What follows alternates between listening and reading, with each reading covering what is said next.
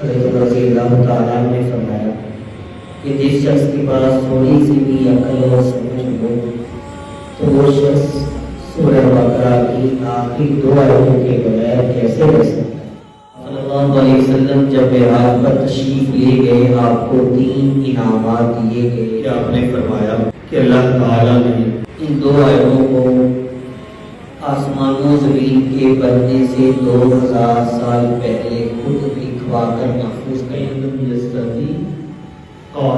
کھڑے ہونے کی طاقت نہیں، فصل کی قاعدت تو بیٹھ کر معلوماتی چیزیں ہیں، کل صحیفے 105 ہیں، یہ معلوماتی چیزیں کم زیادہ ہو سکتی ہیں۔ رسولی اللہ کے فرشتوں پر بھی ایمان لانا حکم ہوا کہ ایمان والوں کو یہ حکم ہے، وہ یہ کہیں گے کہ لا نفرق بین احد من رسولی، ہم رسولوں میں سے کسی بھی رسول کے درمیان میں کوئی فرق نہیں کرتے۔ سورہ بقرہ کی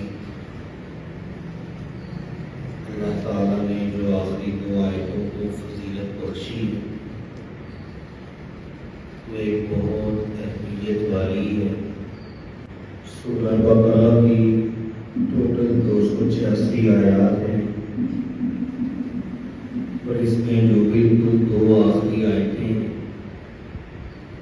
ان کے بارے میں حدیث پاک میں آتا ہے یہ ہر ایک کو سیکھنی چاہیے۔ آخری 2 آیتوں کو ہر ایک مرد کو، ہر عورت کو، ہر بچے کو سیکھنا ضروری ہے، اور یہ 2 آیتیں ایسی ہیں جن کے بارے میں رسول اکرم صلی اللہ علیہ وسلم نے فرمایا کہ جس شخص نے رات نماز عشاء ادا کی پھر اس کے بعد یہ 2 آیتوں کی تلاوت کی تو اس کے لیے یہ ساری رات کی عبادت کی طرح ہے۔ اور ایک روایت میں یہ ہے کہ آپ صلی اللہ علیہ وسلم نے فرمایا کہ جس شخص نے رات عشاء کی نماز پڑھی پھر رات سونے سے پہلے 2 آیتوں کی تلاوت کی اس کے لیے یہ ساری رات تہجد پڑھنے کے برابر ہے۔ تو ان 2 آیتوں کو سیکھنا، یاد کرنا، پڑھنا حضرت عمر رضی اللہ تعالیٰ عنہ کا ایک قول ہے، آپ نے فرمایا جس شخص کے پاس تھوڑی سی بھی عقل اور سمجھ ہو، مسلمان ہو لیکن تھوڑی سی بھی عقل اور سمجھ ہو تو وہ سورہ بقرہ کی آخری 2 آیتوں کے بغیر کیسے رہ سکتا ہے؟ حضرت رضی اللہ تعالیٰ نے فرمایا کہ جس شخص کے پاس تھوڑی سی بھی عقل اور سمجھ ہو تو وہ شخص سورہ بقرہ کی آخری 2 آیتوں کے بغیر کیسے رہ سکتا ہے؟ تو اس لیے ان 2 آیتوں کی بڑی اہمیت ہے، اور آپ صلی اللہ علیہ وسلم جب معراج پر تشریف لے گئے آپ کو 3 انعامات دیے گئے، ایک تو 5 نمازوں کا ملا، دوسرا انعام رسول اکرم صلی اللہ علیہ وسلم کو یہ اللہ تعالیٰ نے عطا فرمایا کہ آپ کی امت میں سے وہ شخص جو شرک سے بچتا رہے گا اللہ تعالیٰ اس کی مغفرت کرے گا، اور تیسرا انعام یہ تھا کہ آپ صلی اللہ علیہ وسلم کو اللہ تعالیٰ نے یہ 2 آیتیں بھی انعام کے طور پر نازل فرما کر عطا کی۔ حضرت عبداللہ ابن عمر رضی اللہ تعالیٰ عنہ سے یہ روایت ہے کہ آپ نے فرمایا کہ اللہ تعالیٰ نے ان 2 آیتوں کو آسمان و زمین کے بننے سے 2000 سال پہلے خود لکھوا کر محفوظ کروا دیا۔ حضرت عبداللہ ابن عمر رضی اللہ تعالیٰ عنہ سے روایت ہے، فرماتے ہیں کہ رسول اکرم صلی اللہ علیہ وسلم نے فرمایا کہ اللہ تعالیٰ نے زمین و آسمان کے بننے سے 2000 سال پہلے ان 2 آیتوں کو لکھوا کر محفوظ کروا دیا۔ یہ جو 3 یا 4 روایات آپ کے سامنے عرض کی گئی، ایک یہ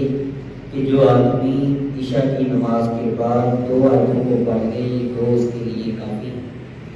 ایک یہ کہ عبادت کے قائم مقام ہے، ایک روایت یہ کہ جو عشاء کی نماز کے بعد ان 2 آیتوں کو پڑھ لے تو رات بھر تہجد پڑھنے کے برابر ہے۔ اور پھر اس کی عطا اللہ تعالیٰ نے خود اپنی رحمت سے فرمائی، اور دنیا زمین و آسمان کا نظام بننے سے 2000 سال پہلے اللہ تعالیٰ نے ان 2 آیتوں کو لکھوا کر محفوظ فرمایا۔ اور ایک قول حضرت عمر رضی اللہ تعالیٰ عنہ کا ہے کہ آپ نے فرمایا جو مسلمان کو تھوڑی سی بھی عقل سمجھ رکھتا ہو وہ 2 آیتوں کے یعنی سورہ بقرہ کی جو 2 آخری آیتیں ہیں ان کے بغیر کیسے رہ سکتا ہے؟ یعنی اتنا بڑا خزانہ کسی کے ہاتھ لگ جائے تو کیسے اس سے انکاری ہو سکتا ہے؟ ان 2 آیتوں کی فضیلت بہت ہے، تو ایک تو ہم یہ نیت کریں کہ ان دونوں آیتوں کو ہم زبانی ضرور یاد کریں، اور رات عشاء کی نماز جب ہم پڑھ لیں تو اس کے بعد سونے سے اپنی زندگی بھر کا معمول بدلیں۔ ان 2 آیتوں کو پڑھ کر سونا رات بھر تہجد پڑھنے کے برابر ہے۔ اور اللہ نے زمین و آسمان کے پیدا کرنے سے 2000 سال پہلے اس کو محفوظ کروایا ہے، تو آخر میں کچھ طاقت تو ہے، کچھ دم ہے۔ پہلی آیت کل آمن باللہ، پہلی آیت آمن الرسول بما انزل الیہ من ربہ والمؤمنون، کل آمن باللہ وملائکتہ وکتبہ ورسلہ لا نفرق بین احد من رسلہ وقالوا سمعنا واطعنا غفرانک ربنا والیک المصیر۔ دوسری آیت لا یکلف اللہ نفسا الا وسعها لها ما کسبت وعلیہا ما اکتسبت ربنا لا تؤاخذنا ان نسینا او اخطأنا ربنا ولا تحمل علينا إصرا كما حملته على الذين من قبلنا ربنا ولا تحملنا ما لا طاقة لنا به واعف عنا واغفر لنا وارحمنا أنت مولانا فانصرنا على القوم الكافرين۔ یہ دعا، اور اگر آدمی سونے سے پہلے چند دن یہ معمول بنا لے، اس کی پابندی کر لے کہ اس کو دیکھ کر پڑھتا رہے، تو چند دن اگر وہ زبانی یاد کرنے کی کوشش نہ بھی کرے، دیکھ کر پڑھ لیا کرے، لیکن چند دن مستقل کرتا رہے تو خود بخود ہی یاد ہو رہے۔ پہلی آیت کا آمن الرسول، اللہ تعالیٰ فرماتے ہیں کہ جو اللہ تعالیٰ کی طرف سے نازل کیا گیا بما انزل الیہ من ربہ، جو اللہ تعالیٰ کی طرف سے نازل کیا گیا، اللہ کا رسول ان ساری باتوں پر ایمان لایا ہے۔ جو بھی رب نے نازل کیا، اللہ کے رسول صلی اللہ علیہ وسلم اس پر ایمان لائے۔ اور اسی کے ساتھ ایک خاص یہ ہے، ایک خوشی یہ ہے، ایک بڑی اہم بات یہ ہے کہ جب اللہ تعالیٰ نے اس وقت، جس وقت دنیا بنی ہی نہیں تھی 2000 سال پہلے، اللہ کے رسول کے ایمان کی گواہی لکھوا لی تھی کہ اللہ کا رسول اس پر ایمان لایا ہے، تو ساتھ ہی اس کے ساتھ شامل کیا والمؤمنون، اللہ کے رسول کے ساتھ ایمان والے بھی اس پر ایمان لا چکے ہیں۔ تو ایمان والوں کی تعریف ہے، اور ایک تعریف، اس تعریف میں سب سے پہلی جو جماعت مقدس ہے، حضرات صحابہ کرام رضوان اللہ تعالی علیہم اجمعین شامل، اور انہیں کی وجہ سے اللہ تعالیٰ کے نبی صلی اللہ علیہ وسلم نے اس کی جو تشریف فرمائی وہ ایک صحابی کے ایک سوال کی وجہ سے تھی۔ تو کہا کہ اللہ کا رسول اور ایمان لانے والے اللہ کی طرف سے جو بھی نازل ہوا ہے اس سب پر ایمان لاتے ہیں، تو جو بھی نازل ہوا اس پر ایمان لانا یہ ایمان کی علامت ہے۔ اور اس پر سب سے پہلے کون ایمان لایا؟ اللہ کے رسول، اور اللہ کے رسول کے ایمان کی گواہی خود اللہ نے دے دی کہ اللہ کا رسول بھی ایمان لایا۔ تو یہاں سے معلوم یہ ہوا کہ جب ایک چیز اللہ تعالیٰ نے حکمن ارشاد فرما دی، بیان کر دیا، اور اللہ تعالیٰ نے ایک چیز کا حکم دے دیا اور اللہ کا رسول بھی اس پر ایمان لا چکا، تو پھر دنیا میں کوئی بھی انسان اس سے گزر نہیں کر سکتا، بھاگ نہیں سکتا کہ میں اس پر عمل نہیں کر سکتا۔ یعنی جب اللہ کا رسول بھی اس پر ایمان لانے کا پابند ہے تو امتی کو کیسے گنجائش مل سکتی؟ کل آمن باللہ، اللہ تعالیٰ کہتے ہیں اور صرف یہی ایمان نہیں، کل تمام کے تمام لوگ یعنی کہ رسول اور اللہ کے بندے یعنی ایمان والے جو اس پر ایمان لائے، باللہ وہ کس کس چیز پر ایمان لائے؟ جو پہلی چیز تھی جو اللہ کی طرف سے نازل ہوا، اس میں قرآن پاک آ گیا، اور جتنی حدیث قدسیہ ہیں، بعض اللہ تعالیٰ کے احکامات وہ ہیں جو قرآن میں نازل نہیں ہیں، لیکن اللہ تعالیٰ نے وہ حضور اکرم صلی اللہ علیہ وسلم کو عطا فرمائے، لیکن وہ قرآن بن کر نہیں آئے، اللہ کا فرمان ضرور ہے، تو انہیں کہا جاتا ہے حدیث قدسیہ۔ وہ حدیث قدسیہ جو اللہ تعالیٰ کا حکم ہے یا اللہ تعالیٰ کا فرمان ہے، چاہے وہ کسی کام کا حکم ہے یا کسی کام کی ترغیب ہے۔ دین میں دو چیزیں ہوتی ہیں ہر اچھے کام کے لیے، ایک حکم ہوتا ہے، ایک ترغیب ہوتی ہے۔ ایک ہے کہ یہ کرو ہر حال میں،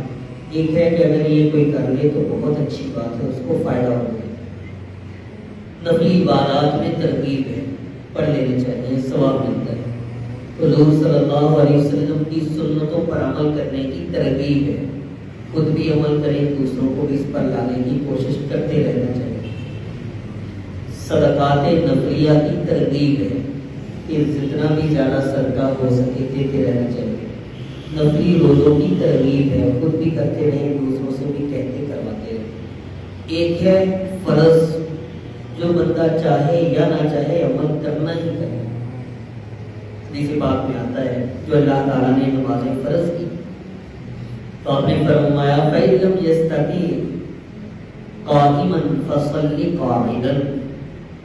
جب نماز میں قیام فرض ہے، کسی بندے کو اگر یہ طاقت نہیں ہے کھڑے ہو کر نماز پڑھنے کی، قیام کی، فَإِن لَّمْ يَسْتَطِعْ قَائِمًا، کھڑے ہونے کی طاقت نہیں، فَصَلِّ قَاعِدًا، تو بیٹھ کر نماز۔ فَإِن لَّمْ يَسْتَطِعْ قَاعِدًا، اگر کسی کے پاس بیٹھ کر نماز پڑھنے کی طاقت نہیں، فعلی جنب، تو پھر وہ پہلو کے بل لیٹا ہوا ہے تو لیٹ کر اشارے سے نماز، یعنی وہ چیز ہے جس میں حکم ہے اور ہر حال میں کرنا ہی کرنا ہے، ترغیب نہیں ہے کہ کوئی کر لے تو اچھا، نہیں کرنا ہے۔ کچھ کام ایسے ہیں جس میں ترغیب ہے، تو یہاں کہا کہ سب سے پہلے اللہ پر جو ایمان لائے، اللہ کے رسول لائے اور ایمان لانے والے لائے، اور ساتھ ساتھ وملائکتہ، اللہ کے فرشتوں پر ایمان لائے، اور فرشتے تمام کے تمام۔ فرشتے دو طرح کے ہیں، ویسے 7 قسمیں ہیں، تو ساری 7 قسمیں 2 قسموں میں تقسیم ہیں، ملائے اعلیٰ، ملائے صافل۔ جو عرشوں پہ رہ کے ڈیوٹیاں کرتے ہیں انہیں کہا جاتا ہے ملائے اعلیٰ، یعنی وہ فرشتے وہ ہیں جو عرش والی خدمت پر ڈیوٹی دے رہے ہیں۔ اور کچھ فرشتے ایسے ہیں ملائے صافل، یعنی وہ فرشتے جو زمین پر آتے ہیں اور یہاں پر ڈیوٹیاں کر رہے ہیں، اپنی خدمتیں پوری کر رہے ہیں۔ تو کہا کہ تمام کے تمام، چاہے وہ عرش پہ رہنے والے فرشتے ہوں یا زمین پر رہنے والے ہوں، تمام کے تمام فرشتے بھی اس ایمان لانے میں شامل ہیں۔ اور جو ایمان لانے والے ہیں وہ ایمان بھی اللہ پر لانے کے ساتھ ساتھ فرشتوں پر بھی ایمان رکھتے ہیں کہ یہ فرشتے اللہ تعالیٰ کے پیدا کرتا ہے۔ وَكُتُبِهِ، اور ان کا ایمان اللہ کی کتابوں پر بھی ہے۔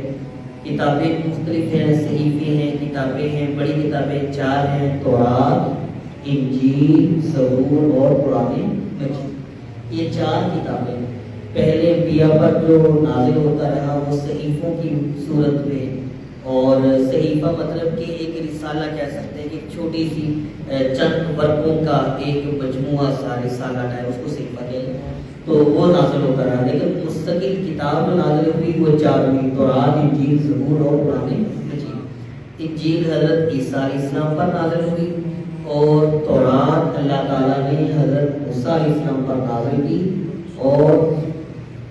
زبور حضرت داؤد علیہ السلام پر نازل ہوئی، اور قرآن کریم رسول اکرم صلی اللہ علیہ وسلم پر نازل ہوا۔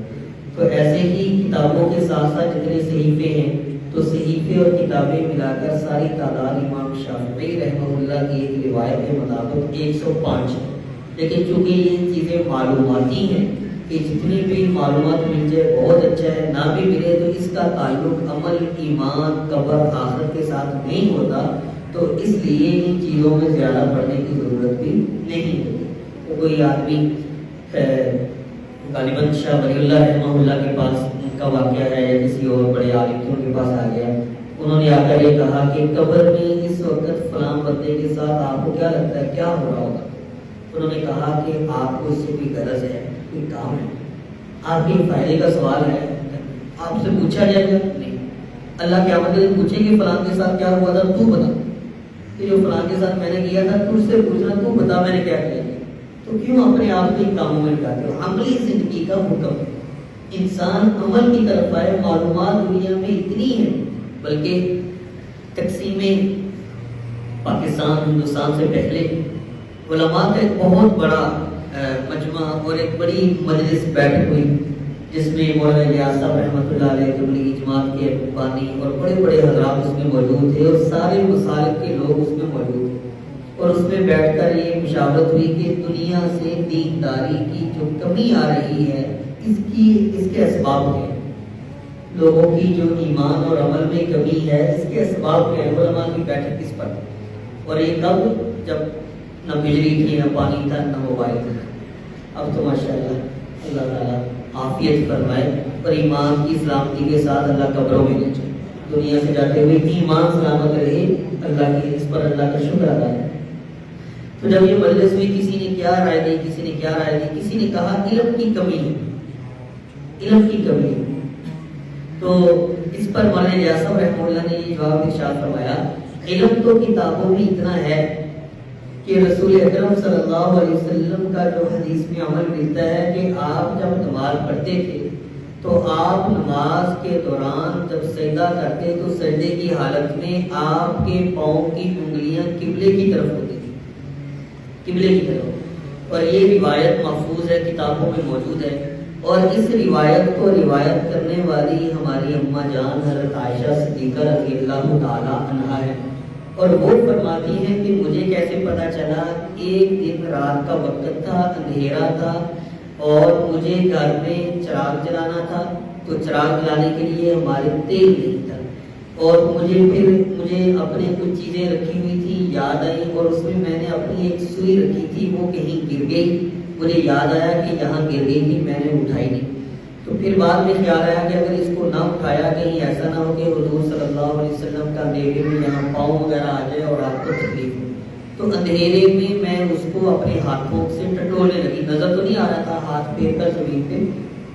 تو وہ سوئی تلاش کرنے لگی، تو ہاتھ میں زمین پر پھیرتے پھیرتے میرا ہاتھ حضور صلی اللہ علیہ وسلم کے پاؤں مبارک کو لگا، اور اس وقت میں نے دیکھا کہ آپ کے پاؤں کی کیفیت یہ تھی کہ آپ سجدے میں تھے اور آپ کے پاؤں کی انگلیاں قبلے کی طرف۔ یعنی مولانا الیاس صاحب رحمہ اللہ نے یہ فرمایا کہ علم تو اتنا ہے کہ جب اندھیرا تھا اور دنیا میں کوئی بھی حضور کو دیکھنے والا نہیں تھا، پاس حضرت عائشہ تھی لیکن انہیں بھی آنکھوں سے نظر اندھیرے کی وجہ سے نہیں آ رہا تھا، لیکن اللہ تعالیٰ نے یہ عمل بھی محفوظ کروا دیا کہ سجدے کی حالت میں انگلیاں قبلے کی طرف ہوتی ہیں۔ فرمایا علم کی کمی نہیں، عمل کی کمی،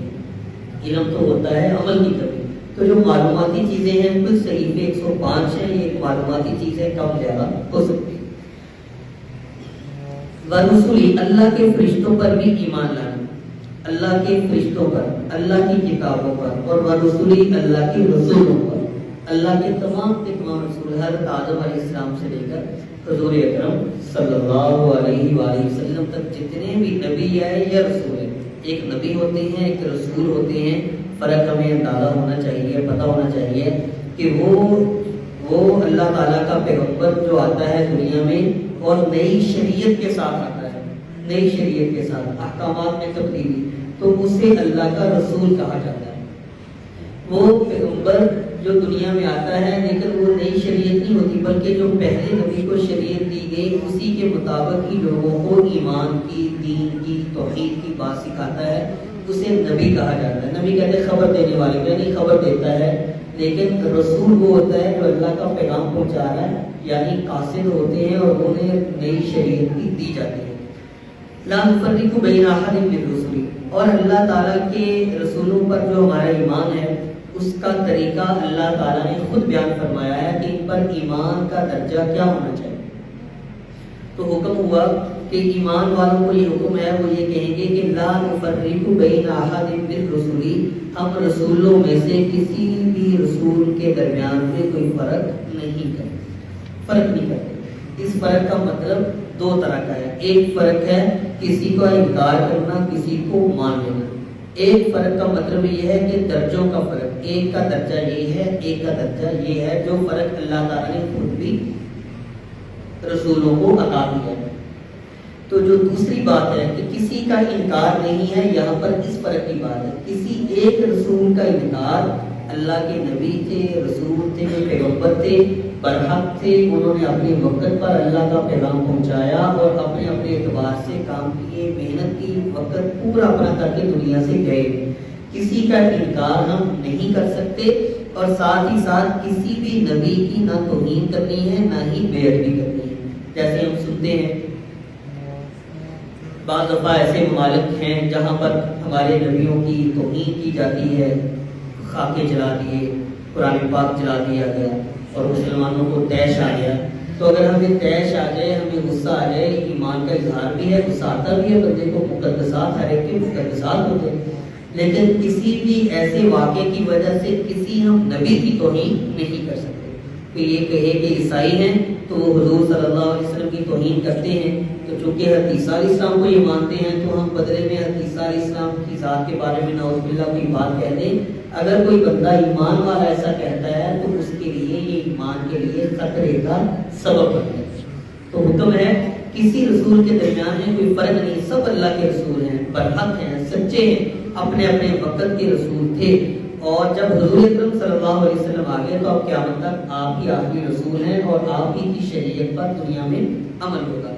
اور ساتھ یہ کہ جو درجے ہیں وہ اللہ تعالیٰ نے سب سے بڑا درجہ رسولوں میں رسول اکرم صلی اللہ علیہ وسلم کو عطا فرمایا۔ وقالوا سمعنا واطعنا، یہود ایسے تھے کہ جب انہیں کوئی عمل دیا جاتا، حکم ہوتا یہ عمل کرو، کہتے ہیں سمعنا واطعنا، سنتے ہیں اور ہم نافرمانی کریں گے، ہم نہیں عمل کریں گے۔ اللہ تعالیٰ کے نبی صلی اللہ علیہ وسلم نے جب یہ واقعہ ایمان والوں کو سنایا تو ایمان والوں نے یہ کہا کہ ہم سنیں گے بھی اور ساتھ ساتھ اطاعت بھی کریں گے۔ ہم یہ نہیں کہیں گے کہ انکار کریں گے، نافرمانی کریں گے، نہیں، سمعنا واطعنا، سنیں گے بھی اور عمل بھی کریں گے۔ وقالوا سمعنا واطعنا، سنیں گے اور عمل کریں گے۔ دین کا کوئی بھی حکم ہے، سننا اور اطاعت کرنا، سننا اور اطاعت کرنا، کیونکہ اطیعوا اللہ واطیعوا الرسول، اللہ کی اطاعت اور اللہ کے رسول کی اطاعت۔ غفرانک ربنا والیک المصیر، اور ساتھ ہی ساتھ اللہ تعالیٰ سے مغفرت مانگتے رہنا۔ غفرانک ربنا، اے ہمارے رب ہم تجھ سے مغفرت مانگتے ہیں۔ مغفرت، غفران کہتے ہیں ڈھانپ لینا، غفران کا معنی ہوتا ہے ڈھانپ لینا، یعنی مغفرت فرما دے، ہمارے عیبوں کو، ہمارے گناہوں کو اپنی رحمت کی چادر میں ڈھانپ دے، ہماری کوتاہیوں کو اپنی رحمت کی چادر میں ڈھانپ دے۔ وَإِلَيْكَ الْمَصِيرُ، اور لوٹ کر واپس جانا ہے تو صرف اور صرف اللہ ہی کی طرف جانا ہے۔ یہ سورہ بقرہ کی جو آخری دو آیتیں تھیں اس میں سے یہ پہلی آیت ہے۔ پھر میں بات دوہرا دوں، آپ صلی اللہ علیہ وسلم نے فرمایا جو شخص رات عشاء کی نماز پڑھ کے یہ دو آیتوں کی تلاوت کرتا ہے، سورہ بقرہ کی آخری دو آیتوں کی، اللہ تعالیٰ اس کو تہجد کی عبادت کا ثواب عطا کرتا ہے۔ اور حضرت عمر رضی اللہ عنہ کا یہ فرمان کہ کیا کوئی مسلمان تھوڑی سی بھی سمجھ رکھتا ہو، ایسا ہو سکتا ہے کہ ان آیتوں سے محروم رہے، یعنی اس کے پاس یہ خزانے آئیں اور وہ انکار کر لے۔ تو اس لیے چاہے ہماری بیٹی ہو، چاہے ہماری بہن ہو، چاہے ہمارا بھائی ہو، بیٹا ہو، ہمارے بزرگ ہو، ان دو آیتوں کو ہم پابندی میں شامل کریں، جب بھی عشاء کی نماز پڑھے تو اوپر دیکھ کر 2 آیتوں کو مستقل اس کی تلاوت کی ترتیب بنائیں۔ اللہ تعالیٰ ہم سب کو اپنی زندگی میں حضور صلی اللہ علیہ وسلم کی بتائی ہوئی سنتوں پر عمل کی توفیق عطا فرمائے۔ باقی دعوانا